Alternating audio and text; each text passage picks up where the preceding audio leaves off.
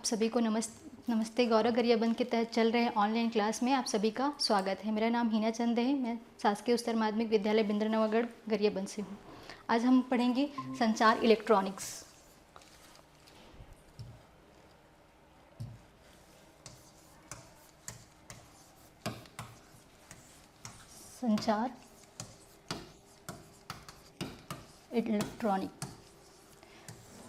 संचार इलेक्ट्रॉनिक जिसको हम इंग्लिश में कहते हैं कम्युनिकेशन इलेक्ट्रॉनिक्स। ये कम्युनिकेशन, पहले हम बेसिक चीज़ें जानते हैं कि कम्युनिकेशन होती क्या है। हम जब भी, जैसे मेरी आवाज़ आप तक पहुंच रही है और हम आज एक दूसरे के बीच में कम्युनिकेशन हो रहा है, ये भी हमारे किसके, इलेक्ट्रॉनिक्स के थ्रू हम एक दूसरे के कनेक्ट हो गए हैं और एक दूसरे की बात सुन पा रहे हैं, एक दूसरे को देख पा रहे हैं। पहले के ज़माने में ऐसा बहुत ही कम होता था। पहले के ज़माने में हम ऑनलाइन क्लास या ये सब चीज़ें कर नहीं पाते थे। तो अभी जैसे जैसे इंफ्रास्ट्रक्चर या डेवलप हो रहा है, जिसके तहत हम ऑनलाइन क्लास के तहत अपनी ज्ञान या अपनी जो सूचनाएं हैं एक जगह से दूसरी जगह आदान प्रदान कर सकते हैं। तो पहले हम देखते हैं ये संचार होता क्या है।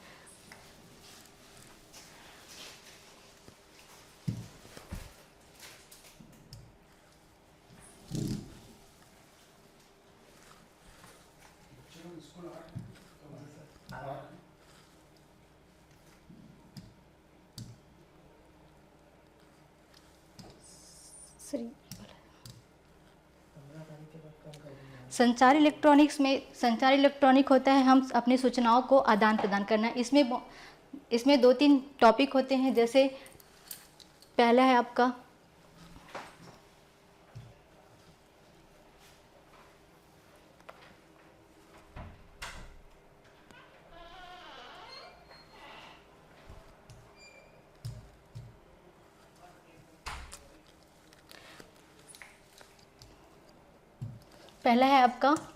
टेलीग्राफी।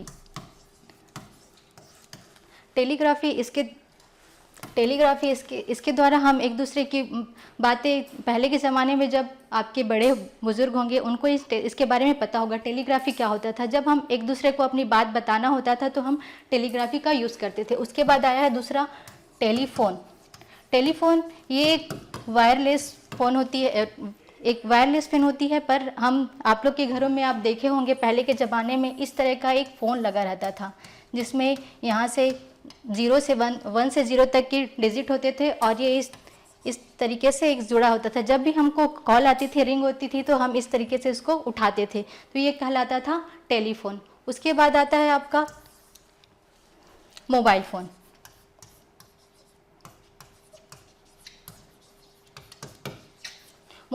जो हम आज के युग में हम यूज़ कर रहे हैं, जो आप भी यूज़ कर रहे हैं, हम भी यूज़ कर रहे हैं। उसके बीच में आता है एक सोनार, जो पहले के ज़माने में जल के लोगों के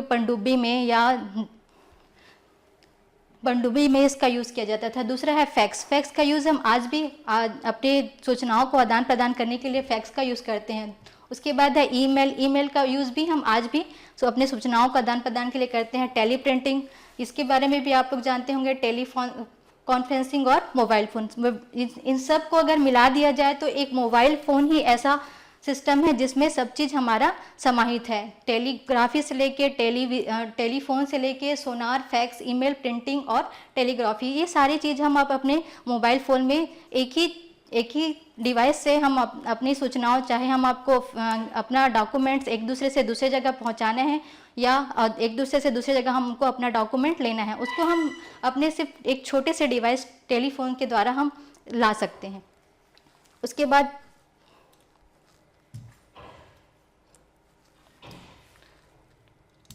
दूसरा आता है, उसमें अब 2 सिग्नल होते हैं। पहला है एक संदेश सिग्नल सूचना या मूल संदेशों के वैद्युत अनुरूप को संदेश सिग्नल कहते हैं। मतलब मैं ये जो मेरी आवाज़ या मुझे आप लोग जो देख रहे हैं, मेरी आवाज़ जहाँ तक आप पहुँच रही है, उसमें एक सिग्नल काम करते हैं जिसको हम कहते हैं अनुरूप सिग्नल।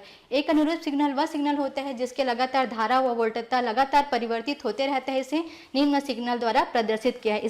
इसको Ft = A sin ωt, इसके द्वारा हम क्या करते हैं, प्रदर्शित करते हैं। ये मेरी आवाज़ बहुत सारे प्रोसेस के द्वारा आप तक पहुंच रही है ना। इसमें रूपांतरण, परावर्तन, बहुत सारी सिग्नल होती है जिसके द्वारा मेरी आवाज़ आप तक पहुंच पाती है।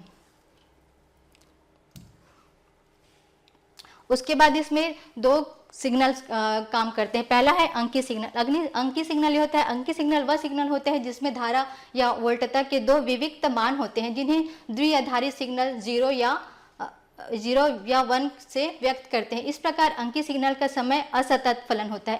अंकीय सिग्नल मतलब ये किसके तहत काम करता है? 0 और 1 की तरह, 0 और 1 की तरह। इसको हम क्या सिस्टम भी कहते हैं? बाइनरी सिस्टम भी कहते हैं। इसको क्या कहते हैं? इसको हम बाइनरी सिस्टम भी कहते हैं। बाइनरी सिस्टम मतलब इसमें अगर हम एक ग्राफ खींचे तो ये हमारा ग्राफ इस तरीके से वर्क करेगा। मतलब ये क्या रहता है? असतत है। ये इसको हम यहाँ 0 मान लेते हैं, ये 1, ये 0, ये 1, ये सतत नहीं होता है, जिसको हम क्या कहते हैं? डिजिटल सिग्नल या अंकीय सिग्नल।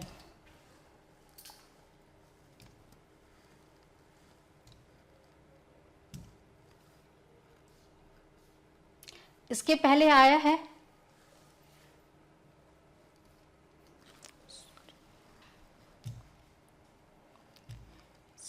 सॉरी मेरे डॉक्यूमेंट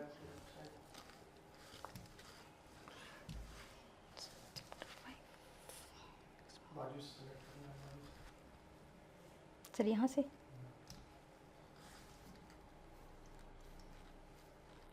सर ये नहीं हो रहा है।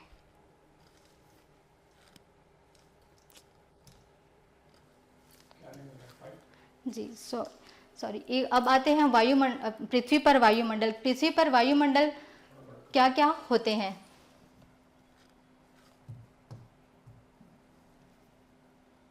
पृथ्वी पर वायुमंडल 4 प्रकार के होते हैं: क्षोभ मंडल, समताप मंडल, मध्य मंडल और आयन मंडल। अब ये क्षोभ मंडल ये कैसे कार्य करते हैं? क्षोभ मंडल देखो, आपको ये थोड़ा कुछ स्ट्रक्चर दिख रहे हैं। क्षोभ मंडल जिसको हम कहते हैं ट्रोपोस्फेयर आपको दिख रहा है सबसे नीचे। जब हम अर्थ पे होते हैं तो उसके ऊपर जो एक लेयर दिखता है वो क्या कहलाता है? हमारा क्षोभ मंडल। जो हवाई जहाज या एरोप्लेन होते हैं वो यहीं से गति करते हैं। उसके बाद होता है स्ट्रॉपोस्फेयर, म्योसर और ट्रॉनस्फेयर। इसमें जो हमारे जो 4th वाले मंडल है उसमें हम अब सैटेलाइट को अपना मूव कराते हैं। उसके बाद आखिरी में है स्पेस साइन। मतलब अगर जो कोई साइंटिस्ट अंतरिक्ष पे जाते हैं तो वो यहाँ पे से इस मंडल से वो अपना यान लेके चले जाते हैं।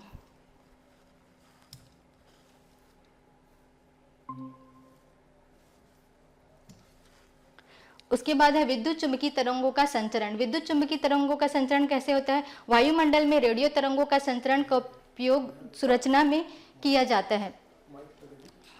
आवृत्ति के विभिन्न बैंडों के लिए वायुमंडल का व्यवहार भिन्न होता है। पृथ्वी की सतह पर किसी स्थान पर किसी स्थिति रेडियो को प्रेषित से दूसरे स्थान पर स्थित अभिग्राही, ये क्या कहलाता है? 3 विधियों में संचरित किया जाता है। 3 विधियों कौन कौन से हैं? पहला है भू तरंग संचरण, दूसरा है व्योम तरंग संचरण और तीसरा है आकाश तरंग संचरण। तो ये संचरण कैसे करते हैं मैं इसके लिए आपको छोटा सा डायग्राम। पहला है भू तरंग संचरण। भू तरंग संचरण में हम क्या करते हैं? जैसे ये मान लो जाए ये मेरा पृथ्वी है जिसमें मैंने क्या कर दी? एक टावर लगा दी। अगर और इसको मैं ट्रांसमिट करूंगी, इसमें जो हमारा जो टावर जो तरंग संचरण करेगी ये किस पर करेगी? इस तरीके से ये संचरण करेगी। ये हमारा दूसरा टावर है, पर जो हम सिग्नल है वो यहीं तक ही हम अब सिग्नल को प्राप्त कर सकते हैं। मैं इस सिग्नल को यहाँ तक प्राप्त नहीं कर सकती। इस सिग्नल को मैं यहाँ तक इसलिए प्राप्त नहीं कर सकती, आप लोग देखे होंगे जो हम अभी आज के युग में FM रेडियो चलाते हैं। FM रेडियो के लिए एक नियत सीमा रहती है जिसमें हम उसको प्राप्त कर सकते हैं। तो ये जो एक टावर है उसी से हम उस सीमा तक हम उसको प्राप्त कर सकते हैं। इसके बाहर जब अगर ये तरंग यहाँ तक ये संचरण नहीं कर पाती। उसके बाद है व्योम तरंग संचरण। व्योम तरंग संचरण वे रेडियो तरंग जो आयाम मंडल में परावर्तित होकर विभिन्न स्थानों पर पहुंचती है, व्योम तरंग कहलाती है। रेडियो तरंग के इस प्रकार संचरण को व्योम तरंग कहते हैं। ये व्योम तरंग ये जो हमारा पृथ्वी है उसके बाद ये विभिन्न प्रकार के वायुमंडल, क्षोभ मंडल, आप लोग लाइट के चैप्टर में इसको पढ़े होंगे कि ये हमारा लाइट कैसे इमिटर काम करता है। तो ये बहुत सारे प्रकार के यहाँ पे हमारा ये अलग अलग प्रकार के व्योम तरंग के बाद जो करंट फ्लो होता है या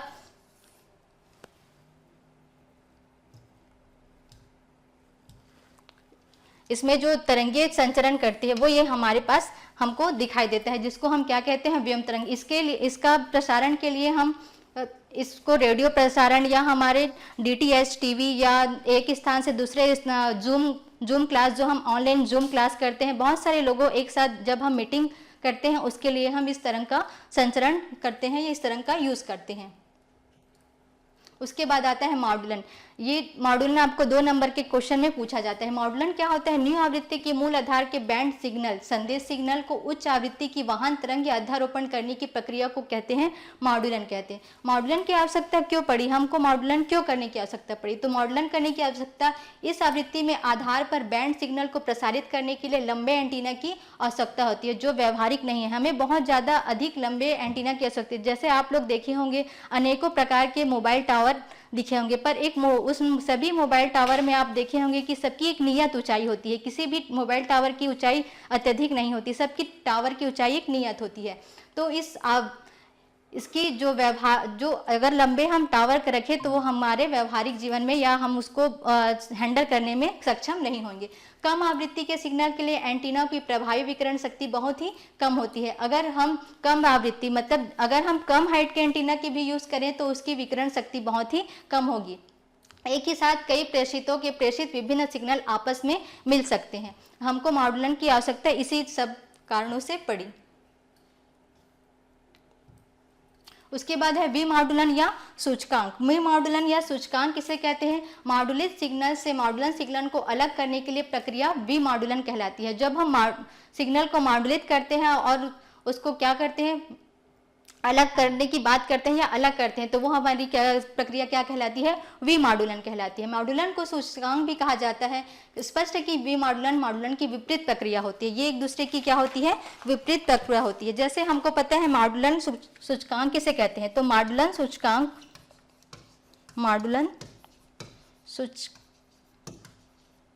बराबर होता है आयाम में अधिकतम वाहक तरंगों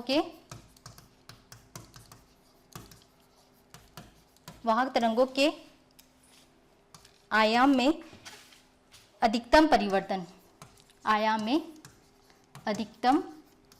परिवर्तन बटे वाहक तरंगों का प्रारंभिक आयाम। वाहक तरंगों का प्रारंभिक आयाम, ये हमारा क्या है? मॉड्यूलन सूचकांक सूत्र है या परिभाषा है।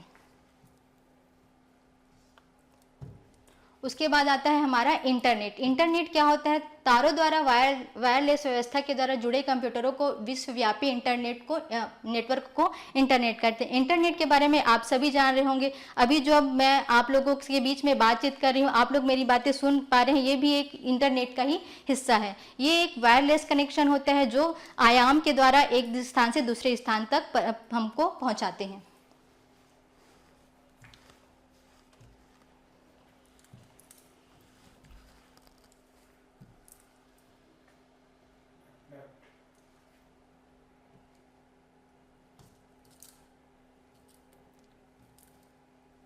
सर ये वाला नहीं ओपन हो रहा है। नहीं।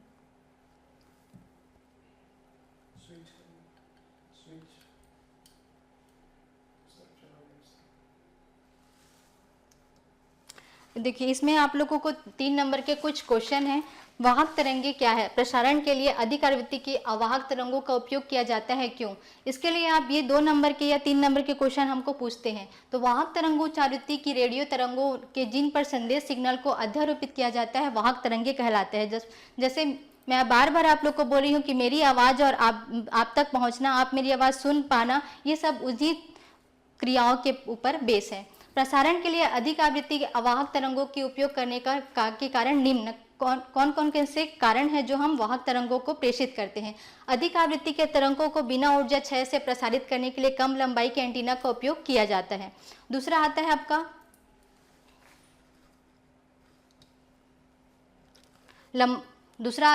लंबाई के एंटीना द्वारा विकिरित प्रभावित शक्ति प्रोपोर्शनल टू 1/λ² होते हैं। स्पष्ट है कि एंटीना की दी गई लंबाई के लिए उपयोग द्वारा विकिरित प्रभावी शक्ति कम तरंगदैर्ध्य या उच्च आवृत्ति के लिए अधिक होती है। ये सारे प्रतिशत किसके लिए उपयुक्त होते हैं? वाहक तरंगों को उपयोगी बनाने के लिए।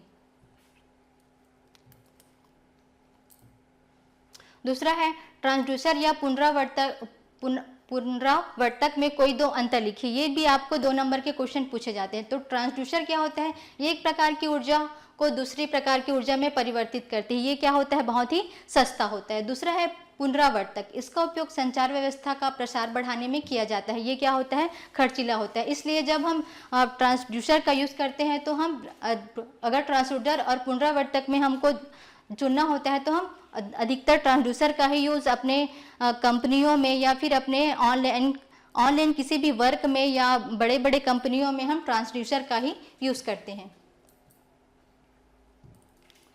एक क्वेश्चन आता है आपका आयाम मॉडुलन और आवृत्ति मॉडुलन में अंतर। आयाम मॉडुलन और आवृत्ति मॉडुलन में क्या क्या अंतर होते हैं? आयाम मॉडुलन, इसमें वाहक तरंग का आयाम मॉडुलन सिग्नल के तात्क्षणिक मान के अनुसार परिवर्तित होता है। और आवृत्ति मॉडुलन होता है, इसमें वाहक तरंग की आवृत्ति मॉडुलन सिग्नल के तात्क्षणिक मान के अनुसार मतलब आयाम मॉडुलन तात्क्षणिक मान के अनुसार परिवर्तित होता है और ये मॉडुलन सिग्नल के तात्क्षणिक मान के अनुसार परिवर्तित होता है। इसकी दक्षता बहुत ही कम होती है और इसकी दक्षता आवृत्ति मॉडुलन की दक्षता अधिक होती है। आयाम मॉडुलन आप उससे ही देख सकते हैं AM और हमारा ये FM। तीसरा होता है इसमें प्रेषित शक्ति का केवल 1/3 भाग ही उपयोगी होता है और इसमें आयाम आवृत्ति मॉडुलन में इसमें प्रेषित संपूर्ण शक्ति उपयोगी होती है। चौथा आयाम मॉडुलन में इसमें मॉडुलित सिग्नल शोर युक्त होता है। इसमें मॉडुलित सिग्नल में शोर की मात्रा बहुत ही कम होती है। पांचवा है AM प्रसारण MF और HF आवृत्ति प्रसार से होता है। पांचवा है FM प्रसारण AHF और UHF आवृत्ति। इसको आप ध्यान रखिएगा, ये एक मोस्ट इम्पॉर्टेंट लाइन है। आयाम मॉडुलन में AM प्रसारण MF और HF आवृत्ति प्रसार से होती है, पर FM में प्रसारण VHF और UHF आवृत्ति प्रसार में होता है। इसकी गुणवत्ता बहुत ही कम होती है, इसकी गुणवत्ता अधिक होती है। इसमें प्रयुक्त उपकरण सरल एवं सस्ते होते हैं। इसमें जो उपकरण लगे रहते हैं वो बहुत ही सरल व सस्ते होते हैं जिसके हम आसानी से यूज़ कर सकते हैं। इसमें प्रयुक्त उपकरण जटिल एवं महंगे होते हैं। इसके उपयोग में हमको इसके लिए बहुत ही ज़्यादा सीखने या जानने की ज़रूरत होती है और वे हमारे बजट से भी ज़्यादा अधिक होते हैं, महंगे होते हैं।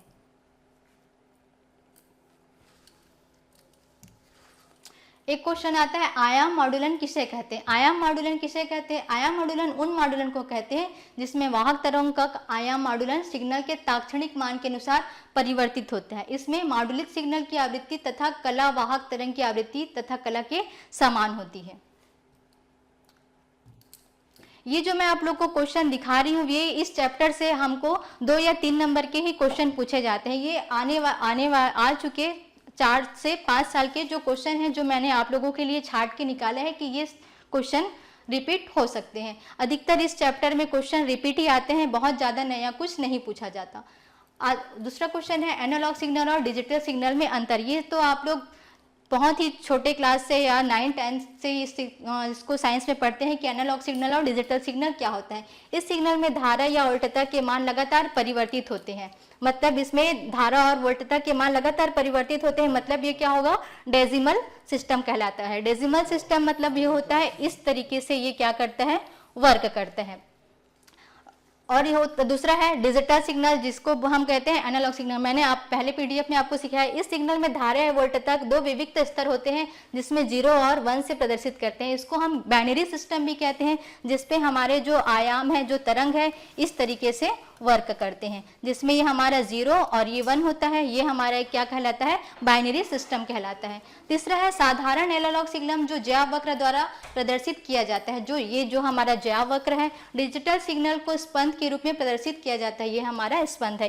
इसके रूप में हम अपने सिग्नल को प्रदर्शित कर सकते हैं।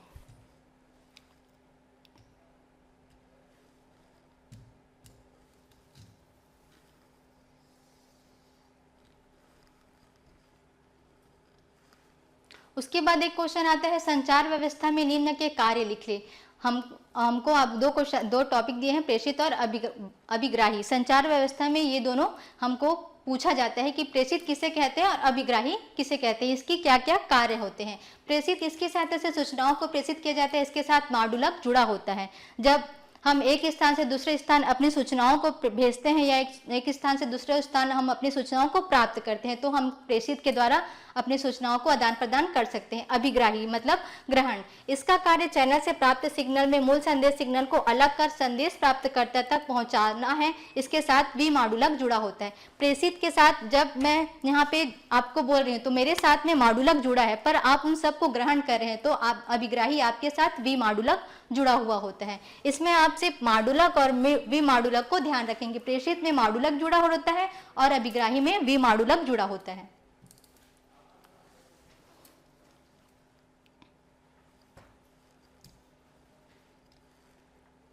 उसके बाद आता है मॉड्यूलन सूचकांक क्या है, व्यवहार में इसकी मान कितना रखा जाता है और क्यों। मॉड्यूलन सूचकांक वह वाहक तरंग के आयाम में अपने प्रारंभिक आयाम से अधिकतम परिवर्तन और वाहक तरंग के प्रारंभिक आयाम के अनुपात को मॉड्यूलक सूचकांक कहते हैं। ये सूत्र जो मैंने आप लोग को बताया था। मॉड्यूलक सूचकांक प्रेषित सिग्नल की गुणवत्ता तथा क्षमता को निर्धारित करता है। किसको? प्रेषित सिग्नल की गुणवत्ता तथा क्षमता को निर्धारित करता है। यदि मॉड्यूलक सूचकांक का मान कम होता है तो वाहक तरंग के आयाम में परिवर्तन बहुत ही कम होता है। जैसे जैसे हम क्या करेंगे, मॉड्यूलक सूचकांक का मान को हम कम करते जाएंगे तो जो आयाम में परिवर्तन क्या होगा, बहुत ही कम होगा। अतः प्रेषित किया जाने वाला सिग्नल प्रबल नहीं होगा। प्रेषित जो हम सिग्नल जो मेरे द्वारा आप तक पहुंचाया गया जो जानकारी है वो अब कभी आप लोग देखे होंगे, हम किसी के वीडियो कॉल बात करते हैं, ये सब आप सब किए होंगे, सब जानते हैं। तो कुछ टाइम में वो एक चिपकने लगता है, उसकी आवाज़ हमको समझ में नहीं आती या हमारी आवाज़ उन तक नहीं पहुंच पाती या हम उनकी फेस अच्छे से क्लियर देख नहीं पाते या वो हमारी, तो ये सब किस पे जुड़ा हुआ है, प्रेषित करने वाले सिग्नल। यदि हमारा मॉड्यूलस सूचकांक का मान कम होगा तो वाहक तरंग में परिवर्तन बहुत ही कम होगा, जिससे हमको पर्याप्त या दक्ष परिणाम नहीं मिल पाएगा। मॉड्यूलस सूचकांक का मान जितना अधिक होगा, अभिग्रहण पर श्रव्य सिग्नल उतना ही प्रबल एवं स्पष्ट होगा। अगर मेरा मॉड्यूलस सूचकांक का मान अधिक है तभी मेरी आवाज आप लोगों को तक स्पष्ट रूप से सुनाई दे पा रही। अगर मेरी मॉड्यूलस सूचकांक की मान कम होती तो मेरी आवाज में या मेरे पिक्चर में आप लोग को दिक्कतें दिखाई देती। अतः प्रबल एवं स्पष्ट अभिग्रहण के लिए मॉड्यूलन सूचकांक का मान एक से अधिक नहीं होता, का मान एक से अधिक नहीं होना चाहिए।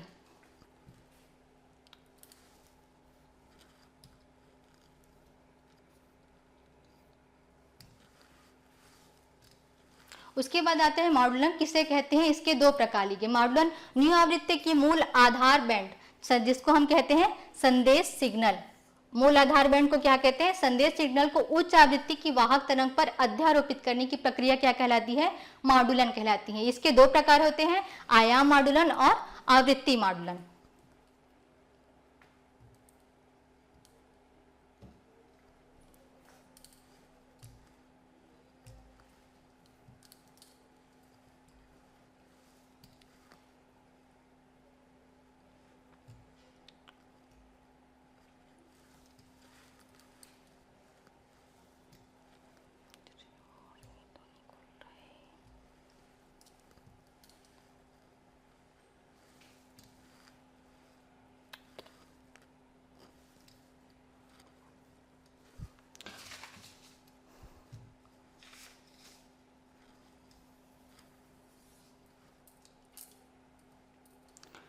उसके बाद आपको मैं कुछ क्वेश्चन है, एक क्वेश्चन आता है टीवी टावर की ऊंचाई और प्रसारण की दूरी में संबंध। ये क्वेश्चन आपको मोस्टली पूछा जाता है।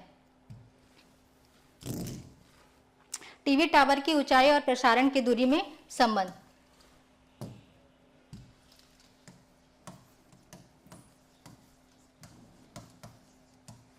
टीवी टावर की ऊंचाई और प्रसारण में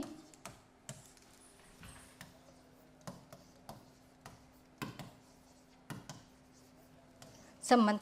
टीवी टावर और उसकी ऊंचाई और प्रसारण में क्या क्या संबंध होते हैं, इसके लिए हमको एक चित्र बनाना होगा। टीवी टावर की ऊंचाई के लिए ये एक सर्कल है,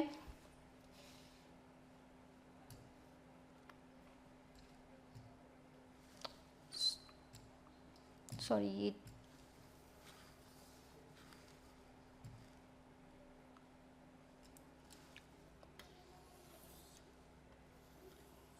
एक सर्कल है, ये मेरा मेन पॉइंट है। इस पे मैं एक लंब डालूं और यहाँ पे इसके दो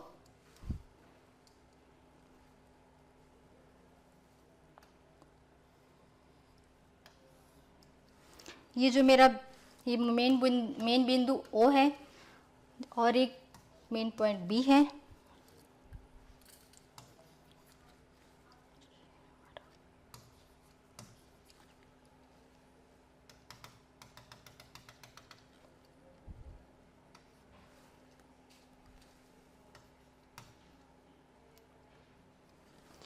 ये है हमारा ऊंचाई। अगर अब मेरे को इसकी गणना करनी है। गणना कैसे करेंगे? सबसे पहले आपको एक समकोण त्रिभुज दिख रहा है, त्रिभुज ABP, त्रिभुज AB और ये है यहाँ पे P, त्रिभुज ABP। इसको हमको गणना करना है। तो समकोण त्रिभुज से हमारा पाइथागोरस प्रमेय आप सभी जानते हैं। पाइथागोरस प्रमेय बराबर होता है कर्ण का वर्ग बराबर लंब का वर्ग धन आधार का वर्ग। ये आप लोग मैथ्स में 10th में 9th में और अगर मैथ्स में 11th में आप सभी जानते हैं कि पाइथागोरस प्रमेय हमारा क्या बोलता है, कर्ण वर्ग का वर्ग बराबर लंब का वर्ग धन आधार का वर्ग। तो ये त्रिभुज A B और P में हमारा त्रिभुज A B P में त्रिभुज ये A है, ये B है और ये है मेरा P। त्रिभुज ABP AB और ये है P। इस पे मेरा कर्ण क्या हो जाएगा? त्रिभुज ABP में मेरा कर्ण हो जाएगा AP, क्या हो जाएगा? मेरा कर्ण हो जाएगा AB का स्क्वायर। अब इसमें लंब क्या होगा? AP मेरा क्या हो जाएगा? लंब होगा, ये हो जाएगा AP का स्क्वायर प्लस आधार क्या हो जाएगा? PB मेरा क्या हो जाएगा? BP आधार हो जाएगा। कर्ण का वर्ग बराबर लंब का वर्ग धन आधार का वर्ग। तो AB का स्क्वायर, AP का मान मैं क्या रखी हूँ? AP का मान मैं रखी हूँ यहाँ पे H। ये हमारा क्या है? H, ऊंचाई H का स्क्वायर इक्वल टू BP का मान ये है BP, ये BP का मान है मेरा D का स्क्वायर। अब यहाँ से मेरा ये इक्वेशन नंबर फर्स्ट मेरा मिल गया। AP का स्क्वायर इक्वल टू H का स्क्वायर प्लस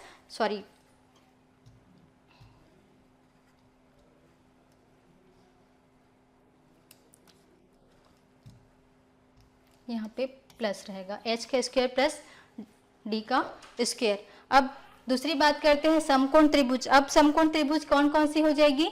A, O और B। समकोण त्रिभुज A, O और B। अब मैं बात करती हूँ समकोण त्रिभुज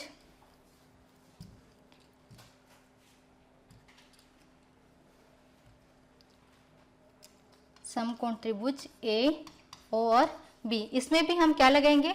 पाइथागोरस प्रमेय लगाएंगे। जब हम बात करें त्रिभुज ABP, अब समकोण त्रिभुज A, O और B। A, O, B में हमारा कर्ण का वर्ग हो जाएगा OA का वर्ग इक्वल टू AB का वर्ग प्लस OB का वर्ग। ये हमारा त्रिभुज है ABO। ये हमारा एक समकोण त्रिभुज है या AOB। तो हमारा इसमें कर्ण हो जाएगा OA हमारा कर्ण हो जाएगा, AB हमारा लंब हो जाएगा और OB हमारा क्या हो जाएगा? आधार हो जाएगा। हमको पता है, क्या पता है? AB का स्क्वायर हम क्या निकाले हैं? समीकरण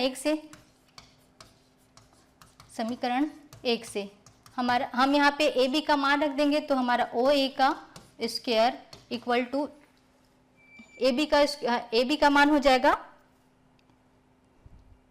H का स्क्वायर प्लस D का स्क्वायर प्लस OR का मान है यहाँ पे, OB का मान है यहाँ पे R का स्क्वायर।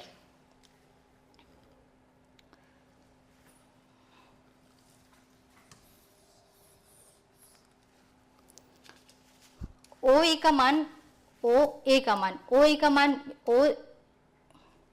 ए से पी के मान, ए से पी तक मेरा मान क्या है, एच है, और पी से ओ का तक मेरा मान क्या है, आर है। तो मेरा ओ ए का मान क्या हो जाएगा, ओ ए का मान आर प्लस एच का square equal to A B का मान को पता है एच स्क्वायर प्लस डी का स्क्वायर प्लस ओ बी का मान कितना है, प्लस आर का स्क्वायर। यहाँ तक क्लियर है सभी को। उसके बाद हम इसको हम डील करेंगे। ये आप लोग को पता होगा ये किस रूप में दिख रहा है, एक समीकरण के रूप में, सूत्र के रूप में दिख रहा है, जिसको हम बोलते हैं ए प्लस बी का पूरे का होल स्क्वायर इक्वल टू ए का स्क्वायर प्लस बी का स्क्वायर प्लस 2ab। ये आप लोग 9th और 10th में इस सूत्र को बहुत अच्छे से पढ़े हैं, याद किए हैं। तो इस सूत्र के आधार पे मैं इसको डील करती हूँ। तो ये मेरा क्या हो जाएगा, आर का स्क्वायर प्लस एच का square plus 2rh plus equal to, उसके बाद एज इट इज एच का स्क्वायर प्लस डी का स्क्वायर प्लस आर का स्क्वायर। अब इसमें हम देखेंगे कि कौन कौन सी जो हैं एक दूसरे कॉमन चीजें हैं। तो हम यहाँ पे देखेंगे आर स्क्वायर और ये आर स्क्वायर कैंसल, क्योंकि बराबर के दोनों और दोनों कॉमन है। उसके बाद है हमारे ये एच का स्क्वायर और ये एच का स्क्वायर। तो मेरे पास अब बचा 2rh इक्वल टू डी का स्क्वायर। और जिसमें हम जानते हैं क्या, अगर मैं d का स्क्वायर इधर लिख दूं और 2r और h, अब दोनों ओर मेरे को दोनों ओर क्या करना है, दोनों ओर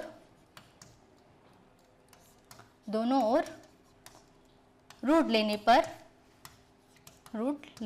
पर या वर्क करने पर, तो ये मेरा क्या हो जाएगा, d का square equal to under root 2rh। तो ये स्क्वायर और ये स्क्वायर क्या हो जाएगा, कैंसिल हो जाएगा। तो ये d इक्वल टू क्या बचेगा, under root 2rh, under root 2rh, जिसमें जहां हम जानते हैं 2 और r ये एक है नीतांक, क्या है, 2 और r एक नीतांक है। तो 2 और r एक नीतांक है, तो हमारे पास क्या बचेगा, d equal to under root h। तो हम इसको मैं लिख सकती हूँ d समानुपाती क्या है, अंडर रूट h। तो जैसे जैसे मैं d का मान बढ़ाते जाऊंगी वैसे वैसे मेरा h का मान बढ़ते जाएगा। यही है टीवी टावर की ऊंचाई और उसके प्रसारण में संबंध। यही हमारा टीवी टावर की ऊंचाई और प्रसारण में संबंध कहलाता है।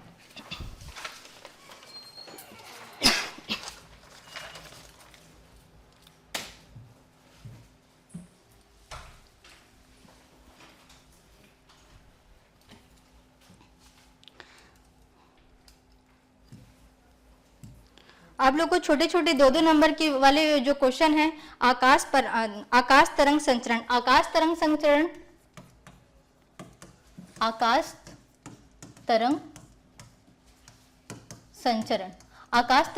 संचरण की आवृत्ति कितनी होती है, 40 मेगाहर्ट्ज से अधिक। आकाश तरंग की संचरण के उसकी मात्रा होती है 40 मेगाहर्ट्ज से अधिक। उसके आता है व्योम तरंग की संचरण कितनी होती है, व्योम तरंग की संचरण होती है 30 मेगाहर्ट्ज से 30 मेगाहर्ट्ज के बीच। ये छोटे छोटे 2 नंबर के क्वेश्चन हैं, ये अधिकतर मोस्टली 2 नंबर के लिए पूछा जाता है। आकाश तरंग संचरण की मात्रा कितनी होती है, तो आप लिख सकते हैं 40 मेगाहर्ट्ज से अधिक, या व्योम तरंग संचरण की मात्रा कितनी होती है, तो 3 मेगाहर्ट्ज से 30 मेगाहर्ट्ज। ये आपको अधिकतर अगर आप कंपटीशन एग्जाम में भी जाएंगे तो ये 1-2 नंबर में पूछा जाता है, ये सब क्वेश्चन, छोटे छोटे क्वेश्चन। एनालॉग सिग्नल और डिजिटल सिग्नल। एनालॉग सिग्नल में हम इसको सतत लिखते हैं, इस तरीके से हम इसको प्रदर्शित करते हैं, और दूसरा है डिजिटल सिग्नल। डिजिटल सिग्नल जो होता है वो असतत होता है। बार बार वही क्वेश्चन इस चैप्टर में पूछा जा रहा है और वही क्वेश्चन ही आपको पूछता है।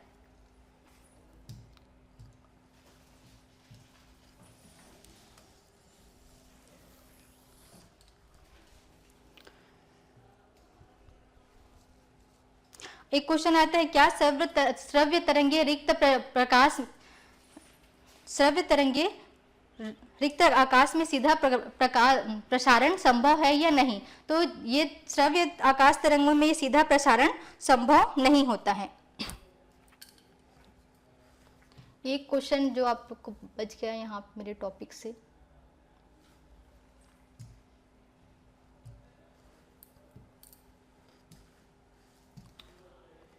सॉरी, एक पीडीएफ मेरा ओपन ही नहीं हो रहा है।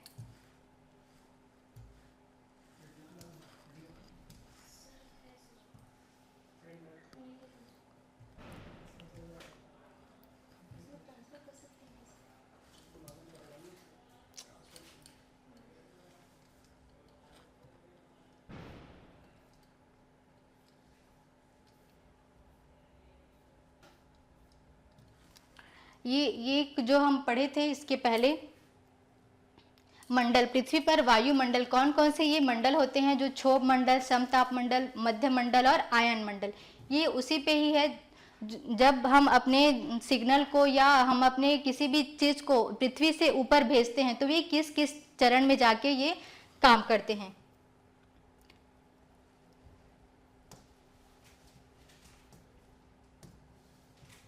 और ये एक आता है इंटरनेट। इंटरनेट के बारे में आप लोग सभी जानते हैं, बार बार इस इंटरनेट से जुड़े हर जो आजकल के जो आप लोग बच्चे लोग हैं, ये हम सबसे ज़्यादा इंटरनेट के बारे में जानते हैं। इसका यूज़ हम बहुत ज़्यादा करते हैं। कुछ हम इंटरनेट हमको कुछ अच्छी चीज़ें भी देती है और हमको कुछ बुराई भी देती हैं। अगर हम अभी बात कर रहे हैं तो हम इंटरनेट की जो अच्छी चीज़ें ग्रहण कर रहे हैं, पर जब हम वहाँ पे कुछ गेम खेलने लग जाते हैं जिससे हम आदी हो जाते हैं, जैसे हम अभी आप लोग देखते होंगे कैंडी क्रश खेलते होंगे, या भी और भी जो बहुत सारे गेम आते हैं, मुझे तो आइडिया नहीं है कौन कौन से गेम आते हैं, आप लोग को सब इसके बारे में बहुत अच्छे से पता होगा, जिससे हम एक आदी हो जाते हैं, जिसके कारण हम उससे दूर नहीं हो पाते। जैसे हमको जीने के लिए ऑक्सीजन और पानी की आवश्यकता होती है, मेरे को लगता है कि आने वाले भविष्य में अगर हमको जीने के लिए ऑक्सीजन और पानी की ज़रूरत है, वैसे ही एक हमारा तीसरा पॉइंट आ जाएगा मोबाइल या इंटरनेट, जिसके अगर वो ना हो तो हमारा जीना मुश्किल हो जाएगा।